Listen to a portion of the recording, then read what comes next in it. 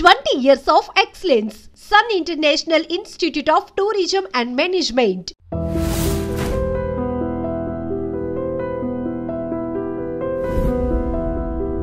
నువ్వు గెద్దముక్కు పంతులను నన్ను పరిచయం చేసావు కదా. అవును. నన్ను చూడగానే గుర్తొచ్చి ఇంకో పాత్ర కూడా ఇలాంటి చేశాను. సింగిల్పూరి శర్మ రాఘవేంద్ర పిక్చర్. అది సుందరకాండ అనుకుంటాను నేను. అందువల్ల సాధారణంగా 280 సినిమాలు చేసినా నన్ను చూడగానే జ్ఞాపకం వచ్చే 2 పేర్లు, చూసిన కారణంగా జ్ఞాపకం వచ్చే 2 పేర్లు ఇవి. అంతే. గెద్దముక్కు పంతులు, సింగిల్పూరి శర్మ.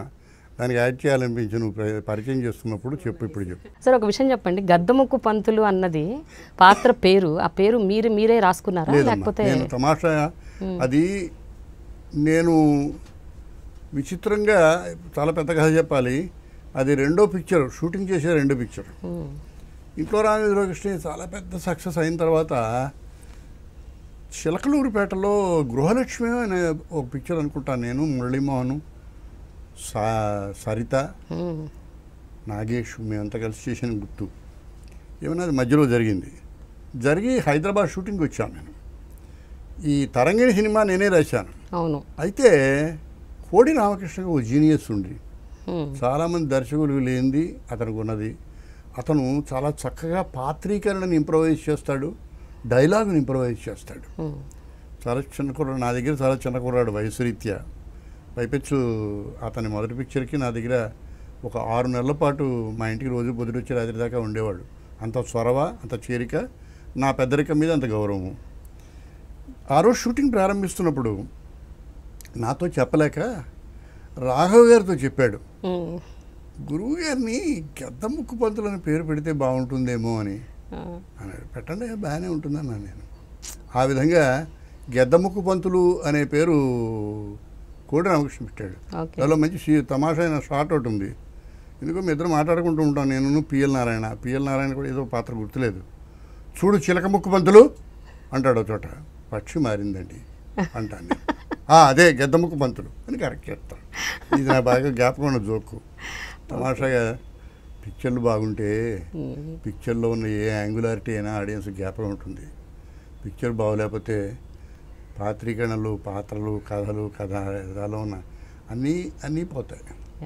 అది నాకు సక్సెస్ అయిన పిక్చర్ల కంటే పోగొట్టుకున్న మంచి విషయాలు సక్సెస్ కాని పిక్చర్లో ఎక్కువ జ్ఞాపకం వస్తుంటాయి మాకు. అయ్యో ఇది బాగుంటే బాగున్నాయి, ఈ సినిమా బాగుంటే ఈ పాత్ర బాగా రాణించేది అనిపిస్తూ ఉంటుంది. ఎలాగా బలహీనుడైన కొడుకు మీద తల్లికి ప్రేమలాడేది అనమాట. ఏదైనా 1-2 అలాంటి సినిమాల పేర్లు చెప్పగలరా? రంగుల వల అని ఒక సినిమా చేశాను. రంగుల వల, దానికి హీరో మోహన్ బాబు.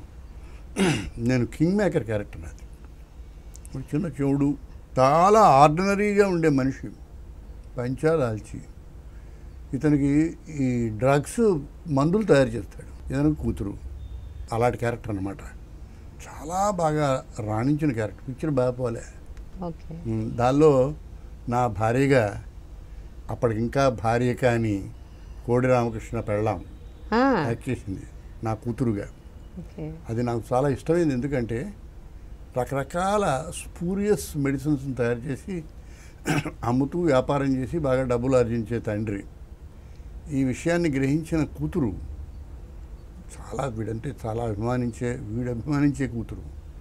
ఇతన్ని ఒక కుర్చీ కట్టేసి కొన్ని సంవత్సరాల పాటు ఈ దేశంలో నీ అవినీతిని కొనసాగిస్తూ ఎంతమంది అనారోగ్యాన్ని మూటగట్టుకున్నావు, అనారోగ్యం యొక్క ప్రతిఫలం కానీ ప్రభావం కానీ ఎలా ఉంటుందో ఒకసారి నీ కూతుర్లో చూడన్నాని ఆ మందులు ఒకటి వేసుకోవడం ప్రారంభం. వేసుకొని అమ్మాయి ఏదో హింసపడుతుంది. నిస్సహాయంగా ఇక్కడి నుంచి తప్పించుకోలేని పరిస్థితుల్లో ఇతని కళ్ళ ముందే కూతురు చచ్చిపోవడం చూస్తాడు. ఇతనికి మతి చెల్లుస్తుంది. ఏదో క్లైమాక్స్. ఏమైనా ఈ పాత్రీకరణ క్యాన్వాస్ మాకు చాలా ఇష్టం. అయితే ఇందాక చెప్పినట్టుగా సినిమా బాగా పోలేదు, పాత్ర రాణించలేదు, పాత్ర జ్ఞాపకం లేదు. ఇలా నువ్వు అడిగితే తప్పిస్తే ఇది జ్ఞాపకం రాని మంచి పాత్రలో ఇదో పాత్ర. కానీ మారుతిరావు గారు, నేను అంటే చిన్నతనం నుంచి నేను చూసిన సినిమాల్లో, ఎస్పెషల్లీ ఇంట్లో రామయ్య, వీధిలో కృష్ణ, తరంగిణి, చాలా అద్భుతమైన సినిమాలు. ఆ సినిమాలన్నీ చూస్తూ ఒక 20 సంవత్సరాల తర్వాత నాకు తెలిసింది మీరు కేవలం నటుడు మాత్రమే కాదు, మీరు ఒక గొప్ప రచయిత అని. నాకు సినిమాలు చూసిన 20 ఏళ్ళకి ఎప్పుడో సమ్ 20-25 ఇయర్స్ తర్వాత I came to know that your a great writer. నీలాంటి ప్రేక్షకులు చాలామంది నాకు చేసిన పెద్ద అన్యాయం ఇది. నేను ఎసెన్షియల్గా రచయితని. అదే అంటున్నాను. నేను I became an actor by an accident and default. But ఎందుకు అలా జరిగిందంటారు? నా జీవితంలో నేను ఎప్పుడు సినీ రచయితను కావాలనుకోలేదు. నమ్మాలి ఈ విషయం. ఏనాడు నేను సినీ రచయితను కావాలనుకోలేదు. ఏనాడు నేను సినిమా నటుడు అవ్వాలనుకోలేదు. ఏనాడు సినిమాలు రాయాలనుకోలేదు. నా జీవితంలో నేను చేసిన ప్రముఖమైన పాత్రలన్నీ నేను కోరుకోకుండా తప్పనిసరిగా నా మీద వచ్చి పడినవి. అంటే నా 42వ ఏట నేను మొదటి సినిమా నటించాను. నా 42వ ఏట 42వ ఏట సినిమా ఎందుకయ్యా, ఇప్పుడు ఈ సినిమా వేసి నేనేం సాధించాలి? నిజంగా సినిమా బాగా యాక్ట్ చేస్తే 42వ ఏట నుంచి నా కెరీర్ ఎన్నాళ్ళు ఉంటుంది బాబాయా అని నేను ఎప్పుడు నిరుత్సాహపడుతూ ఉండేవాడు, నిరుత్సాహపరుస్తూ ఉండేవాడిని కోటి రామకృష్ణని వాళ్ళు. నేను నిజం కూడా అదే. 42 ఏట కెరీర్లో సెటిల్ అయిపోవాలి, ఒక కెరీర్ స్టార్ట్ అయిపోయి ఉండాలి. అప్పటికి సినిమా నటుడు కావాల్సిన హంగులు కానీ, ఆకర్షణలు కానీ, ప్రభావం కానీ, ఆ ప్రతిభ కానీ చుట్టూ రంగంలో ప్రతిఫలిస్తూ ఉండాలి. రావు గోపాలరావు గారు నాటక రంగంలో గొప్పగా రాణించిన తర్వాత అదే దాని ప్రభావంలో అలాగే వస్తూ సినిమా నటుడు అయ్యాడు. నేను చేయలే ఆ పని. నేను స్టేజ్ మీద నటన చేసిన అది వేరే విషయం. ఏమైనా దృష్టి నాది నటన కాదు.